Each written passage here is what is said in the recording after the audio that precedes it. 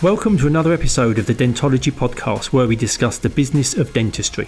In this podcast series, we'll be discussing all the non-clinical aspects of dentistry, from goodwill values, finance, marketing, how to buy and sell a dental practice, mindset, through to where you can invest your money in team management issues. My name is Andy Acton, and I'm joined by my co-host, Chris Strevens. Let's jump straight into it. Mide is a wonderful, positive, enjoyable guy to spend time with, isn't he? He's a great guy. He's great. Really good story as well. You know, that coming from Nigeria and that formulates and informs where he got to and how he delivered what he does. I think absolutely. And I was really, really taken aback by the reasoning behind why he set his squat practice up. Yes, yeah. Really, yeah, it's I think all of this is fascinating about the fact of the people behind what we see and how they get to where they are. And everyone's really modest about it. You know, again, there's another one, well, you're a bit lucky. No, it's not lucky, it's hard work. But he's doing so much. I mean, Smile Fast is going so well. Yeah. And this live event that he's arranging as well. The live event. I must admit, the Smile Fast, when I was listening to it, I thought, simple, but obviously well received. You know, what is this, 4,000 dentists already? So, I mean, someone must be looking at want to look at that. Absolutely. And the live again, getting people together in a room, we've all had enough of Zoom. It's going to be great. Absolutely. And what's nice is this episode is going to appear before the event. Yeah. So people can click on the link, get the link they need and get themselves booked in. Enjoy themselves. No, really, really enjoyable. Good really stuff. Good chat. So welcome to our latest episode of Dentology, and today we are joined by Mide Ojo. And Mide is the principal of Refresh Dental in Twickenham, co-founder of Smile Fast, a revolutionary smile design service, founder of the Startup Dental Practice Owners group on Facebook, and much more besides. Welcome, Mide. How you doing? Hi, good morning, guys. Thank you for having me. Hi, Mide. Hi, Andy, Chris. Good to see you. Good to see you. We've got a lot to get through, starting a squat, the Startup Live event in June that we'll have a chat about, how Smile Fast came about. But first, let's kind of get back to the beginning and set the scene. What was your upbringing like, and what was your pathway into dentistry? Yes, so my mum and dad are first generation Nigerian immigrants. So I was born in Nigeria, and I moved over with my parents. My dad's a doctor. He works in obstetrics and gynecology. And like many people from West Africa, the UK is often seen as the pinnacle of education. So he came to do just a part-time job. And then from there, he got offered a full-time job and decided to relocate the family. So that was in 1988, and I was 6. And I moved over to England with lots of sort of preconceived notions about the UK. Things like I'd never seen snow before. So I expected snow to be like cotton wool. So my dad said, when you see snow, it's amazing. So the first time I saw snow, I ran and I jumped straight into it, not realizing it was cold. So that was a shock to the system. And I actually moved, the first place that we based ourselves was in Huddersfield in Yorkshire. So you can imagine a 6-year-old Nigerian boy with a very strong African accent trying to understand the Yorkshire accent. It was a very interesting experiment, but so that was my first sort of foray into the UK. And so when you came, were you excited? Were you nervous? Was it? I mean, I know you're only 6-year-old, so kind of everything's exciting when you're 6. Yeah. I mean, I do remember it quite well. I mean, we had a great lifestyle in Nigeria. You know, at the time, Nigeria, the economy was pretty good. I think the pound and the naira at the time, were very similar, maybe 1-to-1. So, lifestyle-wise, things were good. We had everything that we needed. But I think my dad just saw that things were going south and, there was an opportunity. I think now the naira to the pound, it's one pound to, I think, 750 to 800 naira. So you can see how things have changed over time. That's a massive erosion, isn't it? Yeah, massive erosion. But Nigeria is a country of extreme disparity. You've got some people who are exceedingly wealthy, and then you've got people that are exceedingly poor. There is a middle ground, but it's not quite the same as in the UK. So it's a very different dynamic. But when I came over to the UK, I mean, again, yes, I was only 6, but coming to live with my dad, because my dad had been away for about 6 months, that was exciting. And again, it was just, I felt a sense of, like I wanted to support my mom, and I've got 2 younger sisters. So I felt like I was the man of the house when I was being sort of tasked with the move across. But yeah, I mean, I have to say my upbringing was brilliant. I must admit, when we came to the UK, A lot of people might not sort of appreciate this, but despite the fact that my mum was a pharmacist and my dad was a doctor, there were some challenges. I will be honest to say that, both racially and also in terms of opportunities initially. So my mum, despite her qualifications, couldn't get a training post. So she ended up, being the cleaner on the pharmacy department, which for her was a massive, drop down from where she was in Nigeria. So we had challenges. Initially, we didn't have much money, so things like, we'd go to the second-hand shop, and everything we had were hand-me-downs. And we were members of a local church, and I remember the church coming to our house to help us paint and decorate when we got our first house. And my dad always reminds me at the time, I think the interest rates in the UK in the late 80s were like in the double figures. So it was 14-15% for a period. Yeah. So he remembers obviously like mortgage payments at that time when we got our first house being cripplingly high. So, I'm not sitting here sort of complaining. I'm just saying that was the situation we were in. Yeah. And but as a kid, we were so grateful. We had a 3-bedroom house. I remember my bedroom was a little box room. And I had one of those cabin beds, so the bed would be up and then your wardrobe would be below. Oh, yeah. And literally, that was all there was in the room. But, I didn't need for much. I was super happy. So it sounded pretty much like it was quite challenging. But equally, your parents taking that bold step of moving from their great life in Nigeria and settling the family in Huddersfield was real foresight on their part and a real commitment to their kids as well. Yeah, I think, I'm sure that education was one of the big things in particular, but just the predictability of the system. And and I think it's the opportunities, and I'm forever grateful. I'm sure we've all watched that film Sliding Doors, and I literally what life would have been like if I'd stayed. Would I have been a dentist? Would I have done something completely different? Opportunities. I mean, there are chances that I would have had great opportunities as well, but a lot. And what made you choose dentistry? So you got a GP and a pharmacist, and you went, I'll tell you what, I'll do a third option. Dentistry was a bit of a funny one. So as a student, I'd probably describe myself as not the most committed student. I think that's fair to say. I'd always do. Are you being polite, Mide? I think if my mum and dad were here, they'd agree. I always did just enough to get by. Typical bloke. But my main passion was playing football. I mean, that's all I ever wanted to do. And that's all I did up until I think I was 16. And then when I was 16, my dad sort of read the riot act and said, look, you can't just put all your eggs in one basket. You've got to think outside the box. So sorry, my wife is just crawling on the floor, trying to not be in the picture. That's all right. No. When you said as a footballer you need to think outside the box, I assume you slipped back to midfield. I thought that's where that was going. But so I think I was 16 when I had to start thinking about options. And my mum and dad being medical, I was always quite good at science. And as I said, I was never the top student, but I definitely wasn't the worst. I was always sort of just above middle, and I was always quite good at science. And I literally just looked at a book. And they give you these careers advice books, and basically they give you a book with salaries and prices. So I was just scrolling through and looked at doctor, and then I saw one dentist. The income there, I think they gave an average of like 50 to 60 grand at the time. Well, at the time as a 16-year-old, that sounds all right. Then my dad put me on work experience, and he said, come to my hospital. And he said, you can hang out with one of my mates. I thought, this would be cool. And they stuck me on the geriatrics ward. And it was the single worst thing that could have happened, because I was like, no way, this is just awful. And at the end of the corridor, there was a South African oral surgeon, and he was there taking out wisdom teeth. But the thing about it was he started at 9 and left at 4:00. So I just had a little moment there thinking, hang on a minute, this guy comes in, does a similar kind of work and goes home, no on call, I'm having that. So that was literally the start into dentistry. And then I did more work experience. And then, as I said, I wasn't the most studious at school.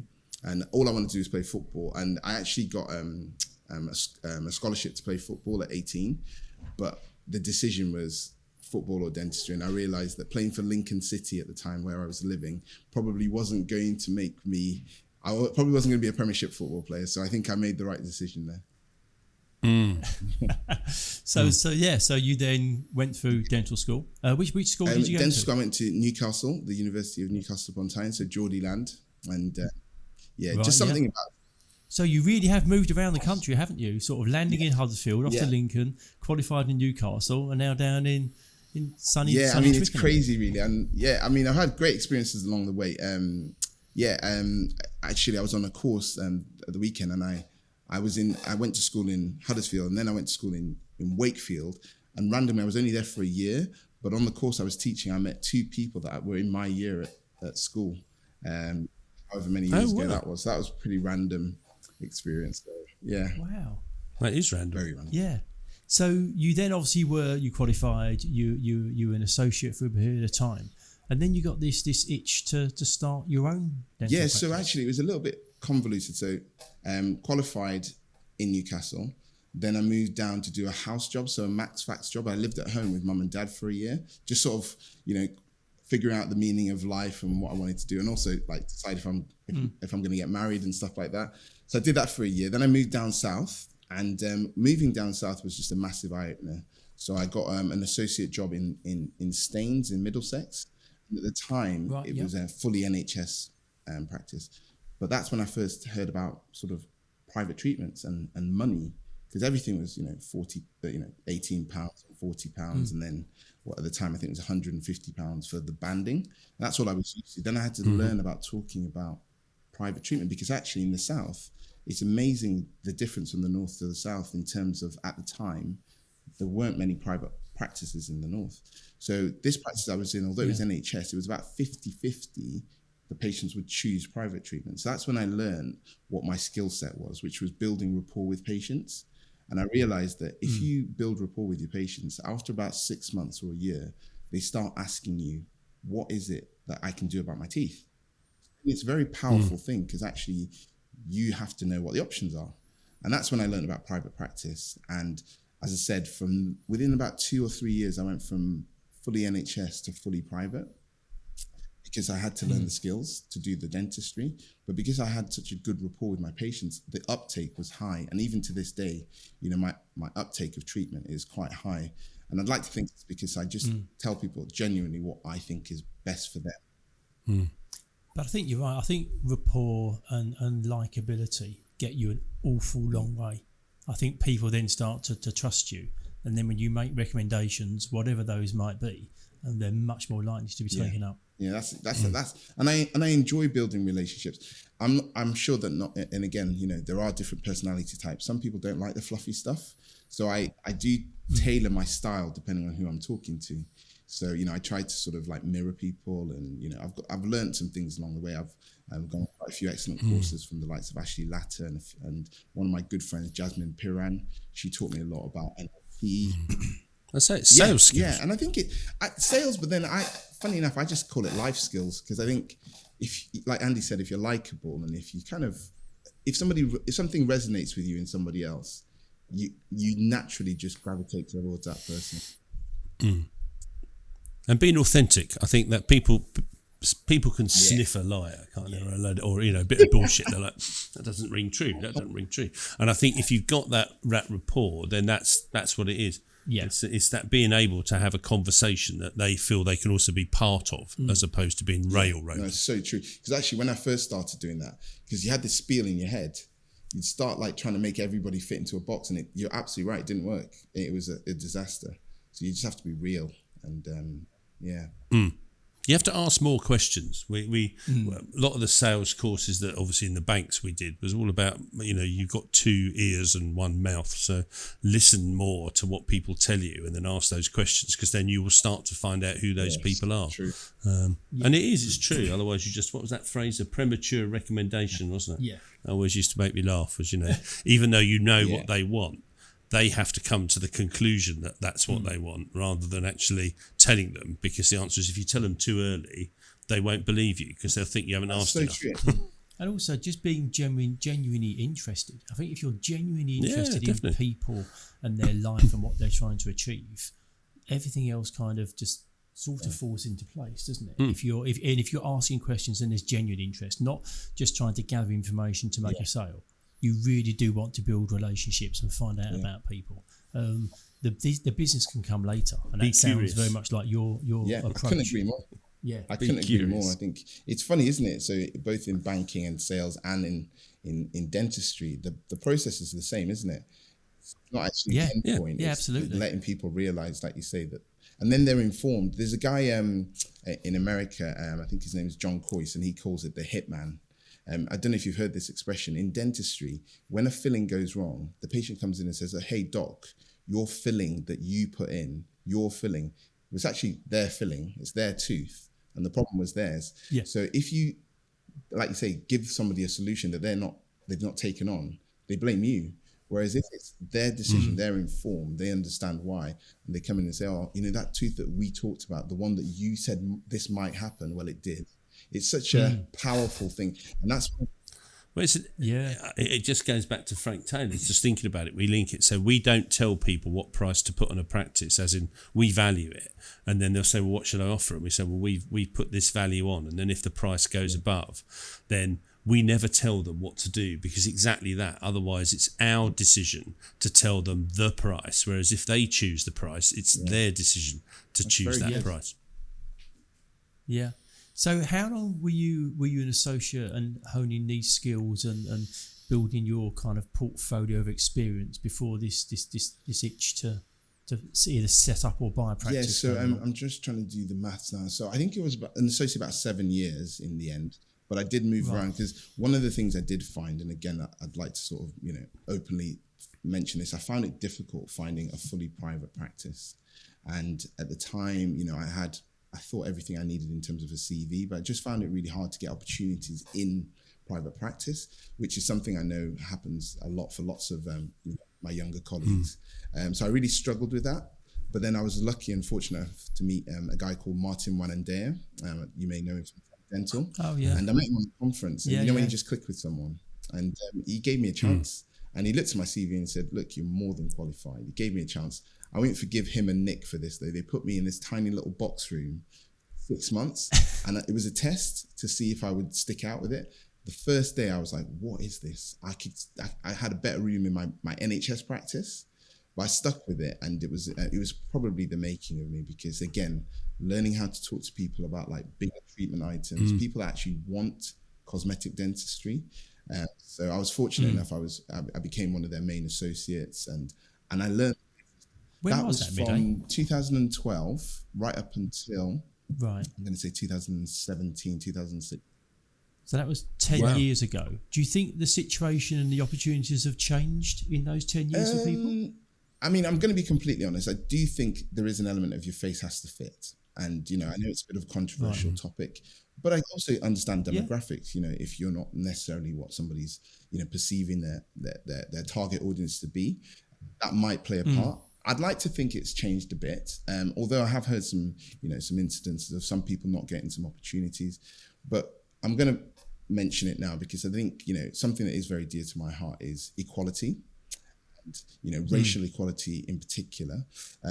I've got a very strong belief that it doesn't matter what color you are, it doesn't matter where you come from, you can be as good or as bad as the next person. It really doesn't matter. It should just be a fair, level playing field. And I think overall in dentistry, I've had a really positive experience.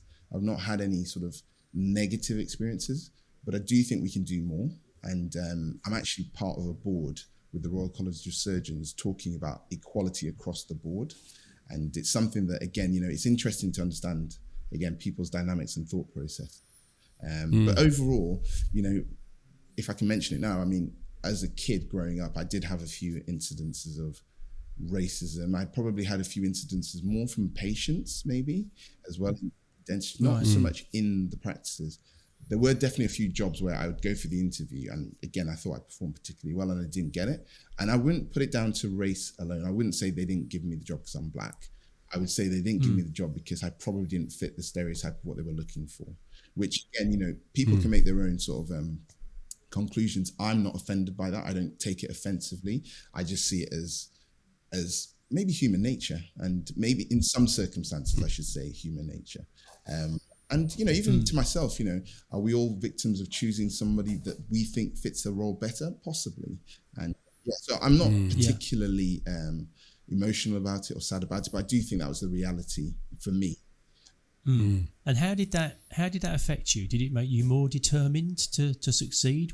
Yeah, I'm going to say something really weird here. I'm sorry, this is probably going off topic of the business, but it is important to me. I'm going to say something really weird here. So this is getting quite deep. Looking back at my formative years and also coming from Nigeria, which is an ex-colonial country, I did find that like the Nigerian culture is slightly subservient. I think it's going way back now.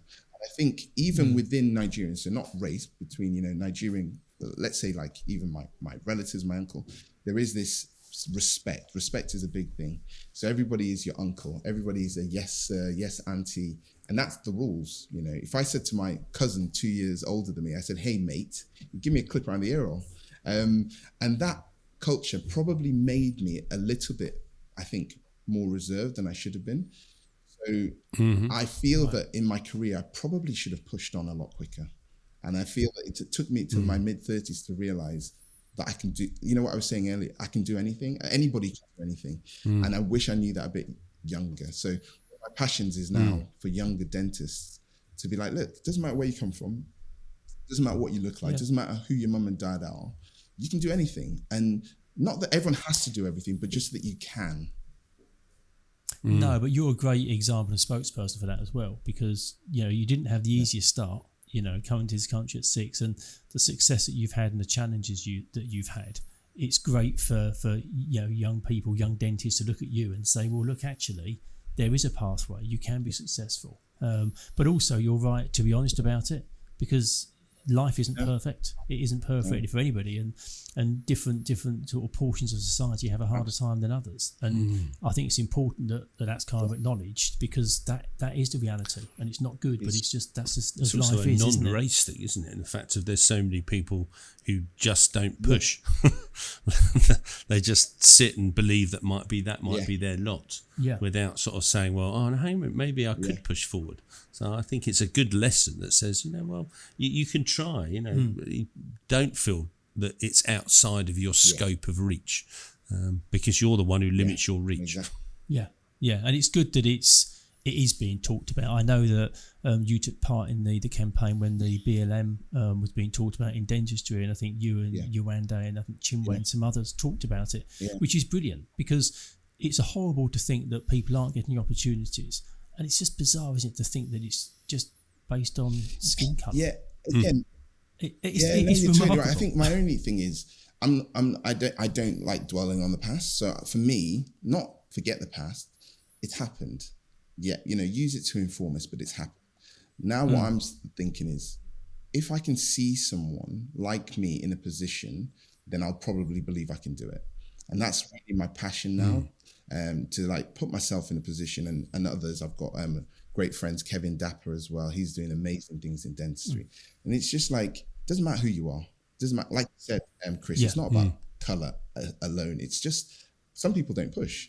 So if it's also for, for we'll come on to it later, but also for female business owners, I've got very few female friends, and they say, oh, well, I can't do this for this reason.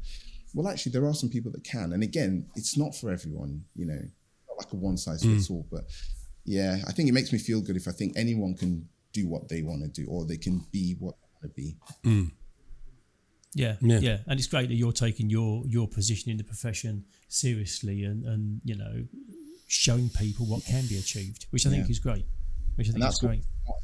So that's that's what brought me to start up a squat practice, because And it's a useful background in terms of where you were and what was happening to you, that then got you to that point that said, well, actually, do you take control of your own destiny and your own future, and really harness that yourself, which then put you down the path of creating your own practice. So I was very fortunate. I signed up with yourselves, and I got lots of fantastic adverts, and I viewed quite a few properties. This was around the 2015, 2016 time. And but the thing is, again, I had 2 young kids at the time. We were living in Twickenham. We'd just bought a house. I think we'd just renovated a house. So I was kind of in, and I was looking for something in the vicinity, and I'm sure it's the same with everyone. I found a couple of practices. I saw one in Cobham, beautiful, half an hour away. I went in, and the price, I think it was a 1 or 2 surgery practice, really old rundown practice. And I think it came in at, let's say, 280 or something. I thought, okay, cheap, affordable. But when I got there, I put a bid in, and the price, I think, doubled or trebled at the time. I think it went for, because of the potential, I think there was, planning permission. And anyway, it went for like treble the price. And I was just priced out of the market. And at the time, I realized that there were certain individuals or certain, businesses that can afford more. So with buying it, and this is something I'd love your opinion on.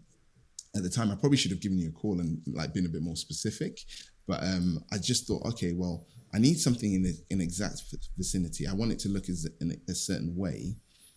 And then I probably spent about 6 months agonizing if I'd made the biggest mistake of my life. But I just thought, you know what, I'm going to try it. And my wife actually saw a building, an empty building on our high street, literally 3 minutes walk from our house. And I figured if I didn't do this one, somebody else would do it. And you know what was even funnier? So when I inquired, so I went in, it was Christmas Eve or the day before Christmas Eve. I looked at it, I made an offer without doing any financials, any logistics. I probably shouldn't admit this. This is probably the wrong way to do it. But then I did the due diligence afterwards. But I found out they had planning permission, D1 planning permission. Another dentist already looked at it. So I realized if I bottled it at that point, I would walk past that building every day, looking at somebody else's dream, and I just did it. Thinking that could be me. And I just thought, I'm going to do it. And I'm not going to lie though, for probably about a year afterwards, I think I called you at one point, Andy, and I said, how much can you sell a practice for before you open? I don't know if you remember that conversation. I think that was one of our very first conversations. Yeah, I think you were as close to broken as you can get. I was like, and you were kind of very diplomatic, and you said, well, technically it's not a business, so there's a slight issue there. But I was terrified, and it isn't for everyone. It's certainly not for every personality type. I had a lot of good fortune, and because I'd been a dentist for a long time, and this is something I would say to some young dentists as well. If you haven't got a reputation as a dentist, starting a squat practice is very difficult. Because I was lucky that people that I knew for 10 years, as we were saying, could either recommend me if they knew people in the area, or if they were not too far, some people did travel across as well. So yeah, it was this. I went to bed for 6 months at midnight or 2 o'clock every night, every single night, staying up, trying to do everything and, juggle basically. It's bloody hard work. I don't think people appreciate it. I mean, I suppose what we see is, don't we? We see lots of people with that like the idea of a squat. I'll be great.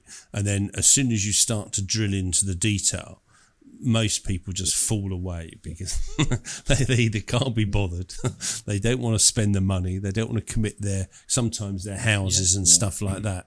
And they just think, I'll tell you what, I might as well just buy another practice.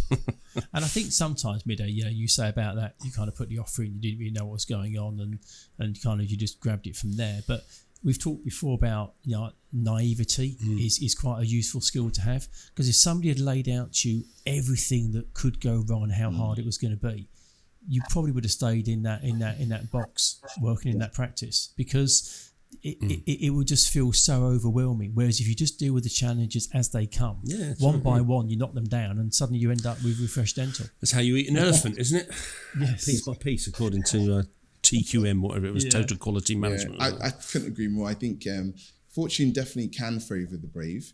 You can't be stupid. And I mean that, if I can segue straight into it, that's what brought me into the Startup in Dentistry group, or Startup in Dental Practice group, it's called. I had not a great experience along the way, and I certainly won't name any of the companies involved. Some of them were brilliant. One of them in particular, the person who did most of the project, didn't have such a good experience with, and the issues were classic. Not keeping to time in terms of contract. A project that was meant to take 3 months took 9 months. So you're talking about financial ruin before you started. I got a lot of luck along the way. My dad is my mentor, and he's always there for me. So he helped me out a lot in terms of just the thought processes. Overall, I didn't have a great experience. I also didn't know where to turn. And every time I wanted some advice, again, some of the well-known let's say people in the industry were like, yep, that's fine. That'll be £2,000 and I'll give you some advice. And I was like, I haven't even bought the place yet. I haven't got any money. I haven't got anything. There was no one to really help. And that's basically what it was. At the time, there was a well-known dentist, Grant Macquarie. I reached out to him on Facebook, and he very kindly gave me some time, like, a call one evening. And it just made me think I could do it. Whereas other people were quite like dismissive that you can't do it. It's not possible. He kind of said, oh, you can. And I think you need a little bit of self-belief. Otherwise, you shouldn't do it. You really shouldn't. Yeah. I think in life, most things are doable. It's just how much you're prepared to give of yourself to achieve it. And I think for most people, they buy an existing dental practice because they don't have the confidence and the conviction in themselves to execute their own plan. And that's not necessarily their fault, because at dental school, you're trained as a clinician, you're a technician. That you, as a business person, you need to have a whole range of skills, and that doesn't sit comfortably with lots of dentists, yet they still want to own a business. So that's why they tend to go down the buy practice path as opposed to a squat. You obviously had your own reasons as to why you set a squat up, but quite often for many, if you set a squat up, you get to deliver your own vision. That what you want it to look like. I know when I came down and we met at your practice, the passion you had and every little detail that you were able to tell me about why it looked the way it did, and the logo and the colours and the walkway through. You thought about everything, and that's what you get to do if you do set a squat up. Actually, my wife had thought about everything. This is the story of my marriage. She's the detail person. I'm the we can do this, but we do. And again, I'll be honest. I think if you're going to do this, you probably need a right hand person to be a wife. Yeah, definitely. You need a different 100%. Viewpoint, I think. Yeah. Otherwise, you think like a dentist, don't you? You need someone who looks at it and says, "Well, hang on a minute." I think we say to people when you're trying to, people ask us how to improve their practice. We say get someone who you don't, who you're quite happy with their judgment, to actually go around and critique your practice as a new person, because they will be darn sight more honest than you will, because you'll go, oh yeah, no, I know that. Yeah, you need someone who says that's terrible. So Mide, you set up the Startup Dental Practice Owners Facebook group, which I'm part of, and honestly, I love it. It's probably one of the friendliest, most supportive Facebook groups out there. There's a lot of toxic stuff that happens on Facebook, and that group doesn't fall into that category at all. And then you had the brainwave of creating a live event. And I know just before we started recording, you were saying like how busy you are and you got so much on. Yet you then poured this into your pot of things to do as well. So talk me through kind of the background, why you felt a live event would be a good idea for what was an online group. Obviously it's been 5 years in the making of the group now. And as I said, it started with 14 of us just sharing some ideas. Then it sort of grew exponentially. We then made it a private group because we wanted to control the numbers. So I think we capped it about 1,000 for a while. And it was like you say, it's a group for dentists by dentists to share knowledge. And then we've invited certain people in from the industry that have the same ethos, which is to share knowledge and actually to empower the little guy, because dentistry is a massive business, and the dentists are actually, yes, they're an important part, but they're not the biggest part of dentistry. So I feel that we need to have a voice, and we need to understand how to be the best that we can be. So that's how the group started. And Andy, you've been very kind to impart a lot of knowledge into the group. And it's, again, you're giving your time and you're giving your advice, but the hope is that people realize or recognize that people in the group are there for them. And, it's sort of reciprocal. And then in the lockdown, that's really when the group grew exponentially. So I think we had another 600 members or so in the lockdown. And then we did a webinar series. So my poor wife thought, okay, I've got 4 months with this guy at home, and Andy and I were doing webinars every week. So that took up most of the lockdown, organizing those. But the webinars were well attended. I think we got about 150, 200 people each webinar. And it was, just talking about how the journey had been. And we did different series. So both squat practice, buying existing, going from 1 to 2 practices, the building work. And then we also did something on CQC. So we already had a group of people that were giving advice as a collective. So then we thought, actually, after lockdown, what better way than actually to make connections and actually have a bit of a networking event. but we've got a really unique approach. We're going to do an interactive a day, so it's not your traditional lecture. I'm Mide, and this is how I did it. It's to be small groups, table talk discussion, breaking it down so that everybody, even the quietest person, will have an opportunity to ask questions.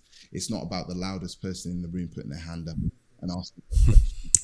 And then at the end of that, we've also got social events. So we've got a special guest DJ, but then we've also got some very well-known dentists as well, and one or two of them are going to be doing a live performance for us as well. So it promises to be something a bit unique in dentistry, and again, without sounding cheesy, we want to give something back to dentistry. It's not just all about like, should get them to do a cash flow. We've done seminars where we've done, I think, what was that thing we used to do? Section 63 or something. Yeah. We did courses, and I can remember once we did one, and we were saying it was to practice owners as well as aspiring, and we did this cash flow thing, and we said, we gave them really, really simple questions. It was like pulling teeth, I think would be that. It was brilliant. And then I can remember the best thing was we did the first one. And then we said, who wants to buy this practice? And everyone went, oh, yeah, because obviously it was looking quite healthy. And then we said, there's something key that you've all forgotten. And everyone's looking at, I don't know what that was that like. We said, have you paid yourselves? What? And then it didn't look quite so healthy. Honestly, I think, Chris, that'd be an amazing idea. Like, actually break down the numbers, because I think...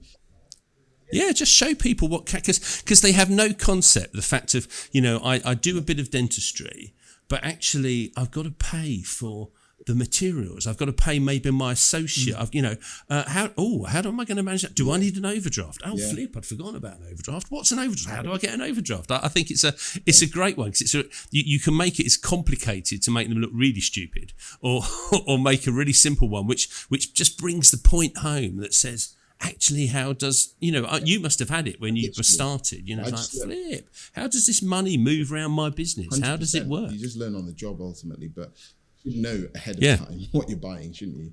I think, Chris, I'll be tapping you up after this. I'll be sending you my notes, it'll be fine.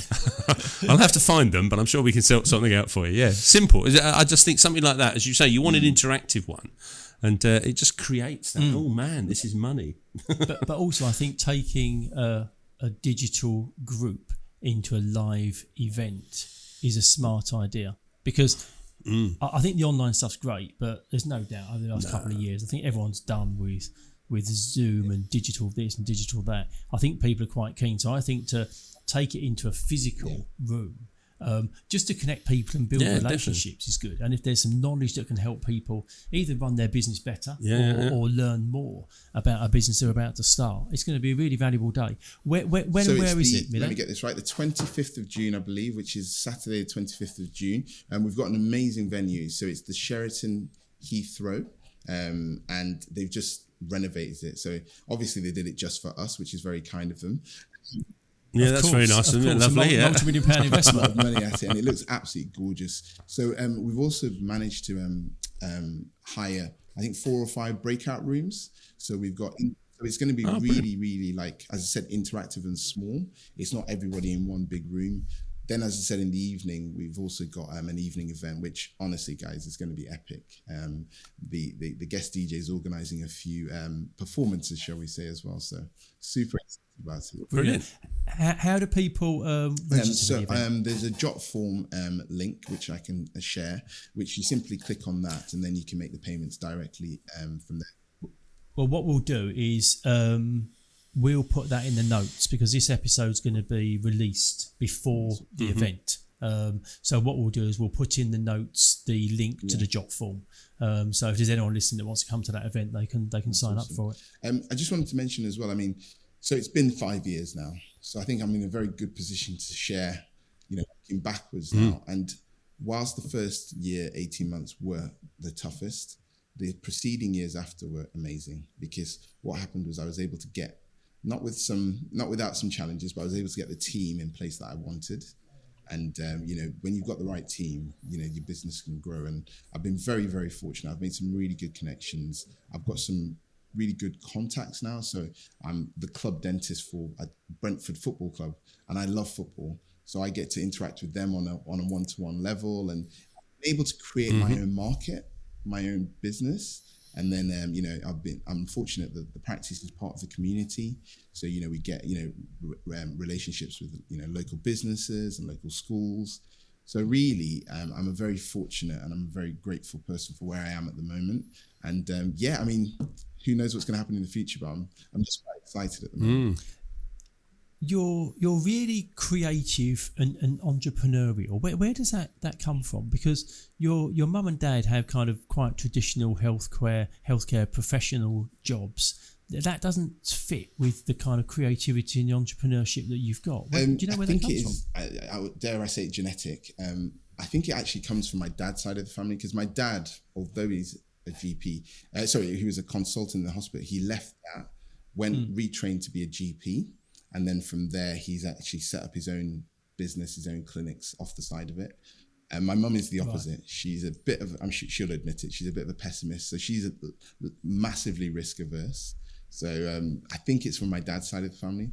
And one of my uncles, actually, he's very entrepreneurial. So his name's, we have to call him Chief, because that's what his name is. Chief Michael Ojo, obviously. And he started off selling mopeds in Nigeria. At the time, we call them Okadas. He sold these Okadas, but he started with that, and now he's the biggest single distributor for Toyota cars in West Africa. So I saw you post online about that. He was with the president or prime minister or somebody, wasn't he? So he is. I have to say, he is my inspiration in terms of business. And one of my greatest pleasures was last year.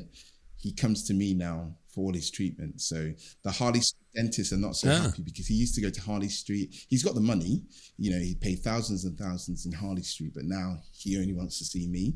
And I'm not going to get emotional about it, but it was literally when, somebody I've looked up to for years said, no, you're my guy now. And he calls me, and whenever he flies into the country, he's like, right, I'm coming for my checkup. And, it's amazing. How lovely. Brilliant. Yeah. How lovely. So on the entrepreneurial thing, you obviously founded SmileFast with Tom, and that's blowing up massively. And I see that you're taking it over to the USA later on this year. Tom and myself are the clinicians, but SmileFast would be nothing without a guy called Gary Dickinson. He's the most humble person. You won't see him anywhere on social media. He'll hate the fact that I'm calling him out on this. But he is the brains behind the organization, and he's a wonderful man. And he's basically allowed us to, again, dream big. He's one of my best mates anyway, but he's helped me realize what's possible. So we took an idea which actually was only for us, because Tom and I are general dentists, and we wanted to get better at dentistry. So that's all it was. And we thought, well, if it's a good idea, we'll share it with our friends. And the friends thought it was a good idea. Then Tom and I, being the creative ones, designed the logo and the brand and then the concept. And again, I just wanted something that worked in my practice. So simplify the steps. And that's all it is. And what we've done is we've got a simplified system that works for me. And I am the average dentist. Tom is different. He is a genius. He's an artist. He's one of those annoying dentists that everything's perfect. But the two of us together mean that, like, I can be the normal, rational one and Tom can be the crazy one. And I think that combination gives something that actually should appeal to the majority of them. I think Venn diagrams, you said about your mother and father, your father being quite kind of creative and entrepreneurial, your mum being a bit of a pessimist. Yeah, Chris and I obviously talk about our relationship as a Venn diagram. We're strong in different areas, but we have that overlap, and it's a bit like you and Tom. I think they're kind of the best partnerships. I would agree with that. And again, fortunate again with lockdown, we had a captive audience. We were able to share. So actually, in the last 2 years now, we've trained over 4,000 dentists in the UK, which is which is amazing. And we then started getting people from Australia, Europe, and then now America saying, when are we coming over? So it was a natural progression. Again, it wasn't sort of an ego trip. We got asked to come, and we did a couple of online webinars in America, and then so much so that we're launching in July in New Jersey, but we've also New Jersey. Yeah, New Jersey. You got to learn the accent. And then we're going to take it across. I think we've got some dates in Miami, in Dallas, and one in Las Vegas, which, funny enough, all the lecturers want to attend. I'm not sure why. I wonder why. I'm not sure why. That's amazing. Absolutely. How do you fit it all in? I know, you keep pouring more stuff on your own plate, but you've got, your practice, you've got Smile Fast, you've got the Facebook group, the live event, you've got a family. It's, there must be time for some sleep in there. I mean, I must admit, I don't sleep enough. Health is something that is the most important, and I need to work on that as well. But I learned again from Gary, one thing is, if you got to do something, do it straight away. And that's my mindset now, which is like a lot of people spend ages umming and ahhing. Now, this startup in dentistry group, I was sitting there one day thinking, we really need to do it. Then once I'd said it to a lot of people, it has to happen. And I think that's something I've learned in life, that if you're really going to do something, don't talk about it, just make it happen. And maybe think about it a little bit, but then make it happen. I think you were thinking about it on holiday, because I got a message from you. I think you were in the Caribbean, weren't you? I got this message, so I got an idea. You were meant to be relaxing. Yeah, that's literally when it happened. And order the carpet. Yeah, that's what you need to do. We have this thing about the fact we say to people, when you're doing your house, when you you've got things to do, once you've ordered your carpet, it's been laid on a Friday, boy, do you get so much done, because your carpet's coming. So if you order your carpet, that's what you need to do. Lay it out and work out when it's going to happen, and then everything else sort of has to fit around it, really. Otherwise, you've never ordered your carpet, and it's like... It's been a fascinating chat, Mide. We could talk all day. Brilliant. We could talk all day. You've mentioned football a couple of times as a kid playing and growing up. You need to answer a question. You were at the FA Cup final, and you ended up in the Royal Box. How did you end up in the Royal Box for the FA Cup final? Honestly, this is one of the biggest shocks in my life. My brother-in-law, so my wife's from Newcastle, her brother's actually the well-known Geordie legend Shola Amiobi. So he used to play for... okay. And he's retired now, but he's got some connections, and somebody gave him tickets, and I think he was going to bring his wife, but she said that actually that, she wanted me to go, which was so kind. But I didn't realise that they were going to be in the Royal Box. So there I am. There I am, suited and booted, and then Prince William's just 2 rows away, and it was literally like meet your legends. So my big idol, Kenny Dalglish was there, Ian Rush was there, Gianfranco Zola, Arsene Wenger, and I was sitting 3 rows, so I had to be on best behaviour.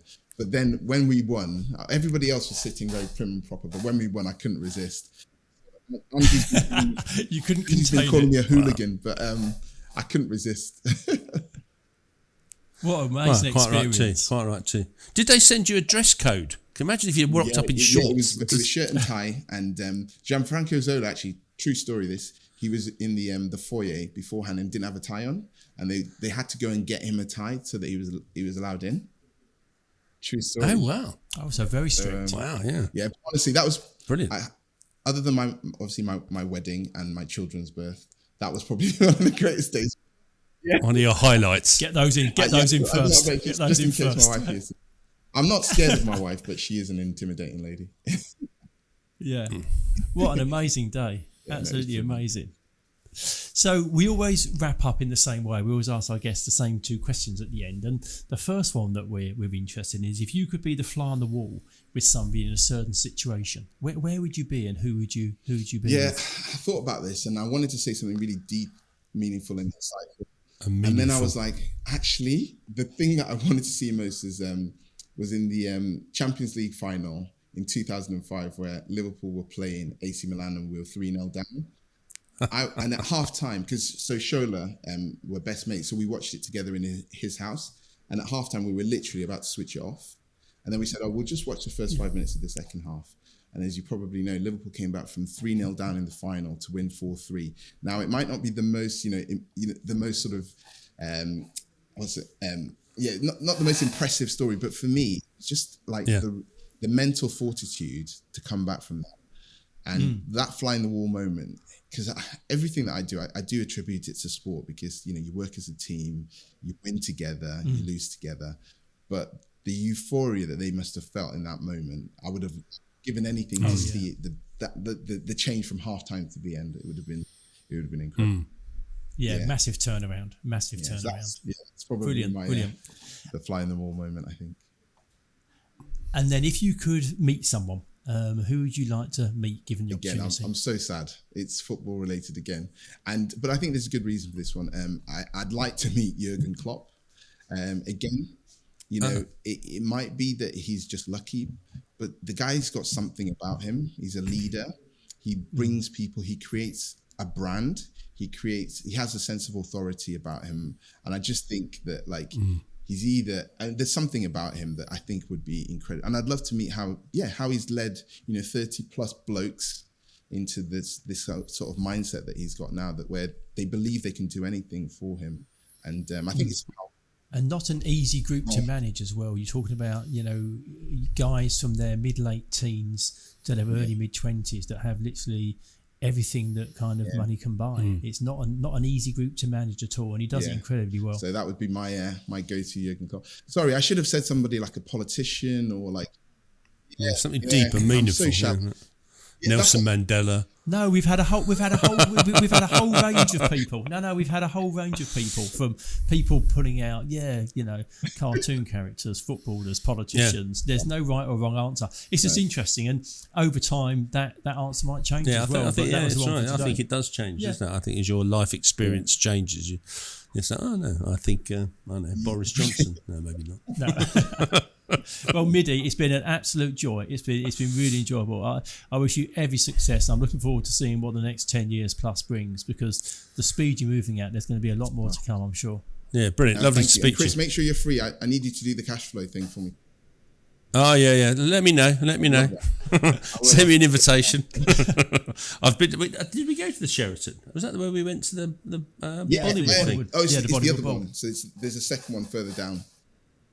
Oh, okay. So it hasn't got a big pond thing. No. Oh, okay. I won't bring my swims then.